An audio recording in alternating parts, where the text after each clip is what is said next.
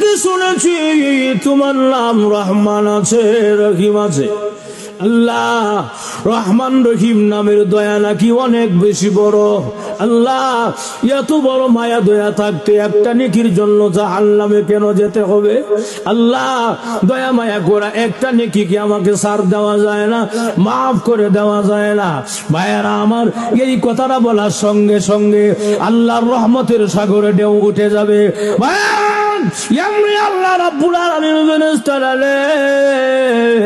এখন আমার বান্দা যে কথা বলছে রে, রহমান আর রহিম, এখন যদি আমার বান্দাকে মাফ না করি, রহমান আর রহিম নামের ইজ্জত থাকে না। সুবহানাল্লাহ।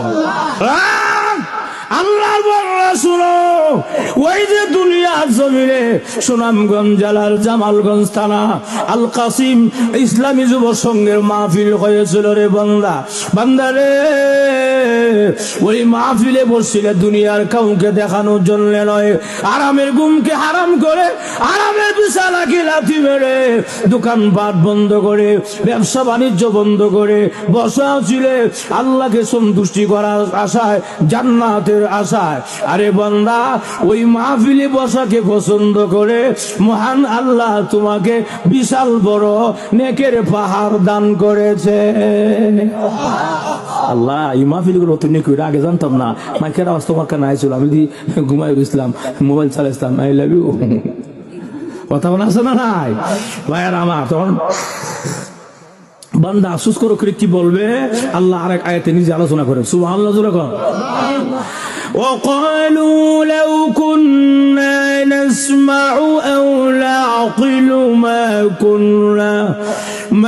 كنا في أصحاب السعير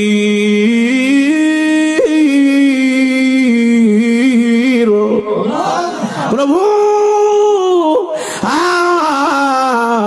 আল্লাহ, দুনিয়াতে লক্ষাধিক পয়গম্বররা দাওয়াত লয়ে গেছিল। আল্লাহ, ঢাকা থেকে উলামায়ে কেরাম এসে বয়ান করেছিল, মাইকের আওয়াজ আমার কানে আসছিল। আল্লাহ, শাস্ত্রে বসা ছিলাম, টিভির সামনে বসা ছিলাম, অনর্থক সময় নষ্ট করেছিলাম। কেন যাই নাই, কেন শুনি নাই? লাউ কুন্না নাসমাউ, ওই দিন যদি লক্ষাধিক উলামায়ে কেরামের কথা কান দিয়ে শুনতাম, আসমাউ নাসমাউ জবা মুতাকাল্লিমের সিগা, ওই দিন যদি কান দিয়ে শুনতাম, আও না কিলো আকিলো না কিলো সব মুতাকাল্লিমের সিগা, ওই দিন যদি মাথা ব্রেন দিয়ে বুঝতাম, অনুধাবন করতাম উলামায়ে কেরাম কেন বলেছিল, কি জন্য বলেছিল, ওই দিন যদি বুঝতাম, মা কুন্না ফি আসহাবিস সাইর।